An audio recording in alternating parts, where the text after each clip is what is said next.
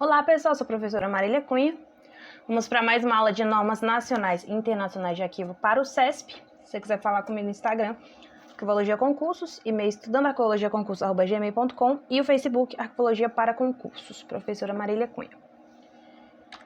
Ainda tem vaga para a nossa turma de arquivologia, com Diagnosticando a Banca, plantão de dúvidas, simulados semanais e a apostila.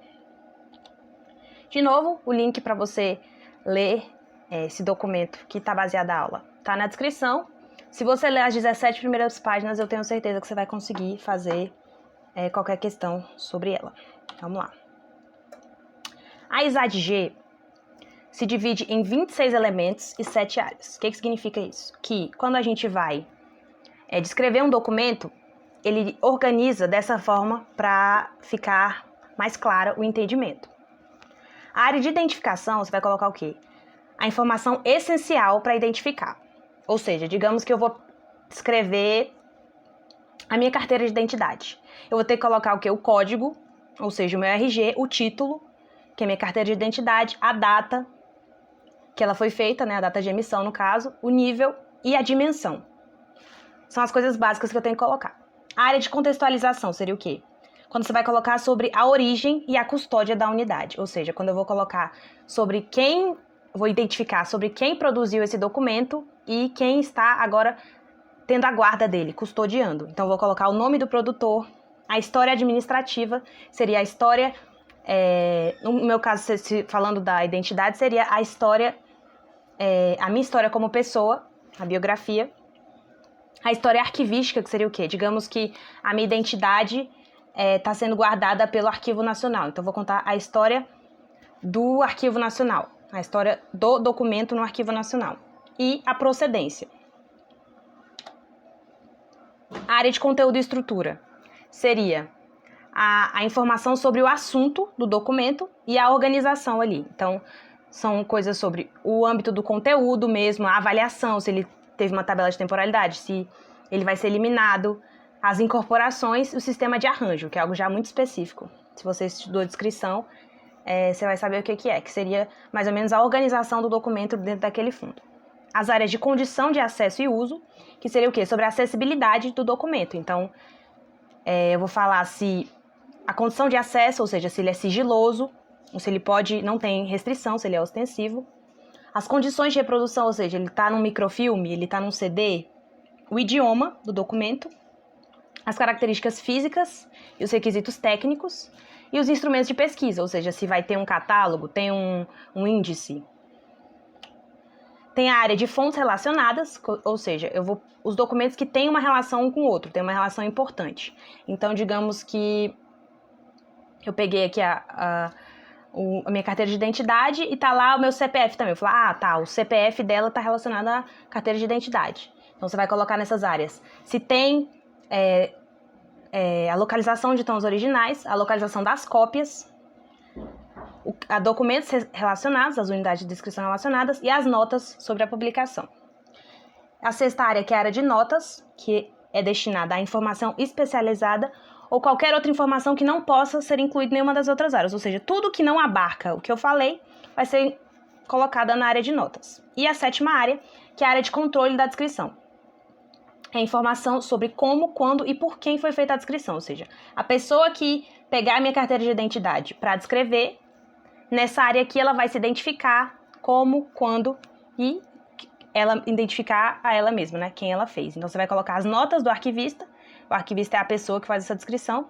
As regras ou convenções que ela utilizou, ou seja, eu usei a NOBRAD, eu usei a ISAD. E a data da descrição. Como que isso vai cair na sua prova? Isso é muito específico da área de arquivologia, então eu acredito muito que o CESP, se ele for cobrar, vai ser para você saber quais as áreas que você tem que colocar quando você for descrever um documento. Essas 7 áreas. Então, para ficar mais fácil da gente lembrar, tem esse macete aqui. Que para você descobrir as áreas, você finca 4 vezes. O que seria isso? O F, de fontes relacionadas. O I, de identificação. O N, de notas. O C, O, 4 vezes, que seria o de controle da descrição, a contextualização, as condições de acesso e uso e o conteúdo de estrutura. A partir daí você consegue lembrar as 7 áreas que, se te perguntar na sua prova, você vai lembrar. Finco 4 vezes. Que é o F de fontes relacionadas, I de identificação, N de notas, CO de controle da descrição, CO de contextualização, CO de condições de acesso e uso e CO de conteúdo e estrutura. Vamos lá? Vamos testar. Vamos ver como é que ele cobra isso. A norma brasileira de descrição arquivística, diferentemente da norma internacional de descrição arquivística, quando aplicada em um processo de elaboração de instrumentos, permite apenas a produção de um catálogo. Você lembra aquilo que eu te falei? Na aula passada? Que ela não define formatos de saída? E aqui ele está falando que ele permite a produção do catálogo. E é justamente ele está falando que ele não define formatos de saída como inventários, catálogos e listas. Então a questão está errada. A estrutura e o conteúdo da informação justamente não define formato de saída, só para você não esquecer. Mais uma. A norma internacional de descrição arquivística, ISADG, tem como objetivo padronizar a descrição de documentos arquivísticos por meio de uma estruturação multinível, que vai do geral para o particular. Ela define campos específicos, agrupados em grandes áreas. Assinale a opção que corresponde a uma das grandes áreas propostas pela referida norma. Então, primeiro a gente vai botar aqui o nosso macete, o finco, 4 vezes. Depois a gente vai eliminar e ver o que sobra. Prazo de guarda. Não tá dentro aqui. Então, essa já tá fora. Controle de autoridade. É possível, já que a gente tem o CO. Conteúdo e estrutura. É possível também, já que tem o CO. Acesso e utilização não tá aqui no nosso... Também já tá fora. Qual das duas que vai ser? Controle de autoridade ou conteúdo e estrutura? Aí você vai ter que lembrar. Conteúdo e estrutura. Por quê? O nome da outra não é controle de autoridade. É controle da descrição. Controle da descrição. Você vai colocar as informações sobre quem fez a descrição. Não é controle da autoridade. Então, agora a gente já sabe que é a letra C. Conteúdo e estrutura. Tá bem aí? Conteúdo e estrutura. E é controle da descrição e não da autoridade, como ele fala aqui. Isso torna nossa resposta a C. Mais uma.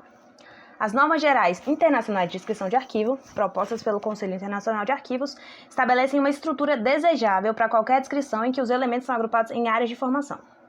Essas áreas de informação para a descrição de documentos incluem...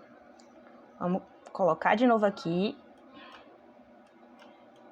porque ajuda. Porque realmente é muita coisa para lembrar e essa matéria não tem como. Você vai ter que decorar algumas coisas mesmo. E o CESP gosta dessas decorebas nesse conteúdo. Finco 4 vezes. Contextualização. Sim, tá no nosso CO aqui.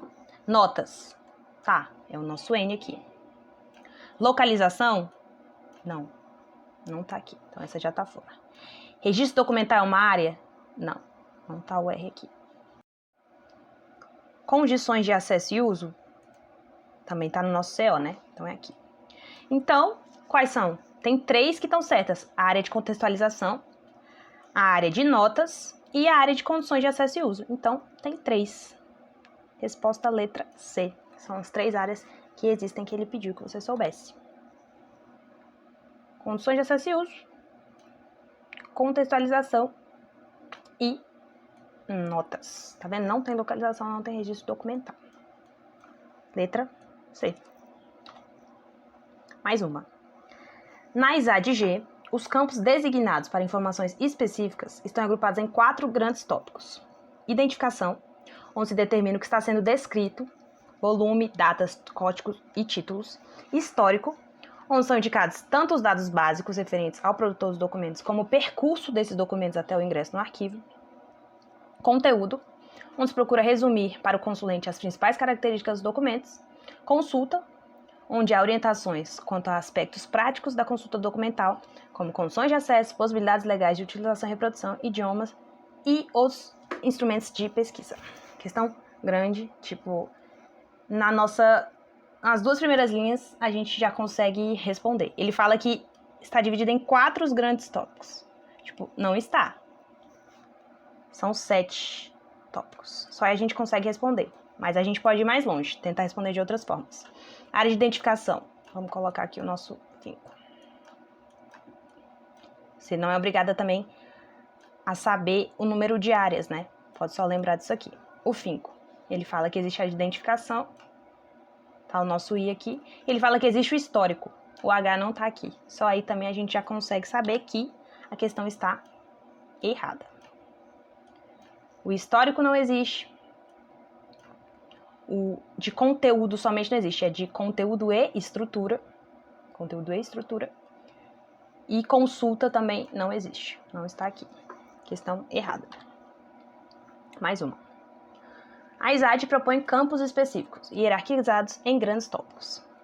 Aí ele fala que tem o de utilização e controle, que tem o de identificação, tem o de contexto, o de estrutura e o de acesso. Vamos colocar aqui. O finco 4 vezes. Utilização e controle. Não temos um U aqui. Essa área você já sabe que não existe. De identificação existe? Existe. Então, vamos deixar isso aqui. Tá o I aqui. De contexto existe? Existe. É a de contextualização. Ele só colocou de outra forma. Tá aqui o C. CO. De estrutura existe? Não. Não tem esse L. Aqui existe a de conteúdo e estrutura. Tá vendo como ele vai mudando para ver se você lembra as áreas? E a de acesso existe? Não. Aqui existe a de condições de acesso. Tá vendo? Não existe. Então, ficaram essas duas aqui. Então, a gente vai ter que lembrar alguns dos elementos em que cada um fica. O de identificação, você lembra que é o primeiro? Onde você vai colocar só as coisas essenciais sobre o que você está descrevendo? Aí ele fala que na identificação são apresentadas informações como o nome do conjunto, tá certo? Você coloca o título, lembra? O código de identificação, tá certo? Idioma, características físicas dos documentos em questão e estado de conservação. Não, o idioma não, as características físicas não. Essas não são informações essenciais sobre o documento. Você vai colocar em outra área, que vai ser nas condições de acesso. E a relativa ao contexto, que é a segunda área, lembra? Onde você vai falar sobre quem produziu e quem está custodiando o documento. Aí ele está falando que é a qual deve apresentar informações básicas referentes à instituição ou pessoa considerada produtora arquivística dos documentos escritos, além de trazer dados relacionados ao histórico dos documentos até seu ingresso. Tá certo. É a letra C. Mais um conhecimento. Isso eu acho que é mais possível cair do que esse outro que eu falei. Porque o CESP adora cobrar sobre isso. Que são os elementos obrigatórios que você tem que colocar. Não interessa, você pode não colocar qualquer outro, mas esses aqui você tem que colocar sobre o documento que você está descrevendo, sobre, na verdade, de qualquer nível, né? Qualquer unidade de descrição, não precisa ser exatamente um documento. Pode ser um fundo, pode ser uma série, pode ser uma seção. Você vai ter que colocar o código, você vai ter que colocar o título, vai ter que colocar o produtor, vai ter que colocar a data, a dimensão da unidade de descrição, que seria o quê? Ah, tem não sei quantas unidades, tem 20 unidades e tá no suporte papel, que dá dimensão e suporte. Porque tem questão que fala que é obrigatório só dimensão, só usando o nome dimensão da unidade de descrição, mas já tá imbuído suporte, e tem questão que coloca já suporte. As duas formas estão certas, tanto que falar que é obrigatório a dimensão da unidade de descrição, quanto falar aqui dimensão e suporte. E o nível, ou seja, é um fundo, é uma série, é um processo, é um documento só? O que eu estou descrevendo? Uma pasta toda? Uma estante toda? Isso que é o nível. Vamos agora praticar. O código de referência é um dos elementos obrigatórios na descrição? O código é um elemento obrigatório? A gente acabou de ver. O código é um elemento obrigatório, junto com o título, o produtor, a data, a dimensão da unidade de descrição e o nível. Está certo. Segundo a norma internacional, a história administrativa, a data tópica e o identificador são campos obrigatórios para a descrição de instituições com acervo arquivístico. A história administrativa é? Não, não é. A data tópica é porque é algo muito específico, mas a data tópica seria o lugar em que o documento foi produzido. O que é obrigatório é só a data. Data tópica não. Então tá errado. O identificador é um elemento obrigatório? Não. A gente acabou de ver. Os obrigatórios são código, título, produtor, data, dimensão e nível. Então está errado.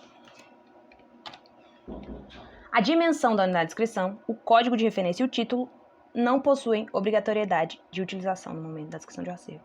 Não possuem ou possuem? A dimensão é obrigatória? O código é obrigatório? O título? São obrigatórios, os três. Então a questão está errada. Eles possuem sim obrigatoriedade. De acordo com a Norma Geral Internacional de Descrição, ISADG, a informação acerca da procedência do acervo descrito é um dos elementos essenciais para o intercâmbio internacional de informação descritiva. A procedência é um elemento obrigatório? E aí? Você lembra? Você vê agora. Os obrigatórios são código, título, produtor, data, dimensão e nível. A procedência não é obrigatória. Sabe por quê? Porque às vezes você não sabe de onde vem o documento. Então, não tem como colocar obrigatório que às vezes não é possível saber. Está errado. Mais uma. Os elementos considerados essenciais para a troca de informação descritiva entre países segundo a Norma Internacional de Descrição Arquivística são o código, o título, o produtor, a história administrativa, a dimensão e suporte e o nível de descrição. O código é um elemento obrigatório? Sim. O título? Sim.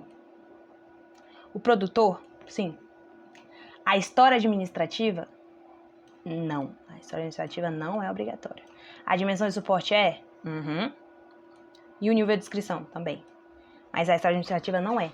Então você percebe que o CESP gosta de falar que a história administrativa é obrigatória e ela não é. Está errada a questão. E é isso. Esse conteúdo tem muita coisa para gravar, mas eu te garanto, leia as 17 primeiras páginas dele que você vai conseguir fazer, que vai cair na sua prova. Na próxima aula sobre normas, a gente vai aprender a norma brasileira. Essa foi a norma internacional, vamos aprender a brasileira. E é isso, se inscreva no canal, dê like no vídeo e até mais.